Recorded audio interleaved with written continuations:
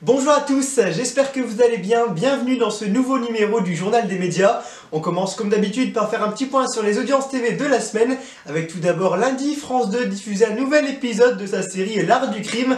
Le premier numéro de la saison 6 a été suivi par 4 886 000 personnes, soit 23,1% de part d'audience, un très bon score pour la chaîne qui était celle la plus regardée de France en prime time.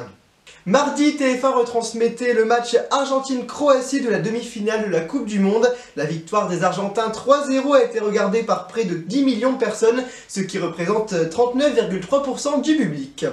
Enfin, hier soir, à partir de 20 h, la France affrontait le Maroc avec pour enjeu une qualification pour la grande finale de l'édition 2022 de la Coupe du Monde de football au Qatar. Ce sont les Bleus qui ont décroché leur place. 20,6 millions de supporters ont regardé le match. Passons maintenant aux news médias. Après 32 ans sur le service public, Amour, Gloire et Beauté va changer de chaîne. À partir du lundi 2 janvier, le feuilleton américain ne sera plus diffusé sur France 2. Il fera son entrée dans la grille de programme de TF1. Chaque jour, les téléspectateurs auront le droit à un épisode inédit à 10h20, juste avant les Feux de l'amour. De son côté, à la place de ce programme, France 2 proposera une version rallongée de son émission La Maison des Maternelles, présentée par Agathe Le Caron. M6 a annoncé la date de lancement de la saison 10 de la meilleure boulangerie de France. Ce sera le lundi 2 janvier à 18h40. Pour cette nouvelle saison, en plus de découvrir plus de 100 participants, on pourra retrouver Norbert Tarrer ainsi que Bruno Kermoré. Ils seront rejoints par Noémie Ogna qui s'était fait connaître lors de l'édition 2014 de Top Chef.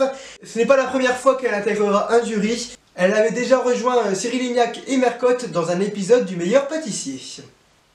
L'étude Global Audio 2022 de Médiamétrie vient d'être publiée cette semaine. Elle permet de connaître la consommation des contenus audio par les Français. Plus de 95% d'entre eux en écoutent au moins un chaque mois et plus de 82% des individus en consomment tous les jours. En ce qui concerne la répartition du volume d'écoute, le média radio conserve largement sa place de leader avec 57% de la consommation audio. De son côté, le streaming musical occupe la deuxième place avec 20%. À la troisième place du podium se positionne le streaming vidéo en fond sonore avec 10% du volume total. Voilà pour l'actualité média, on se retrouve très vite les amis, à bientôt, au revoir.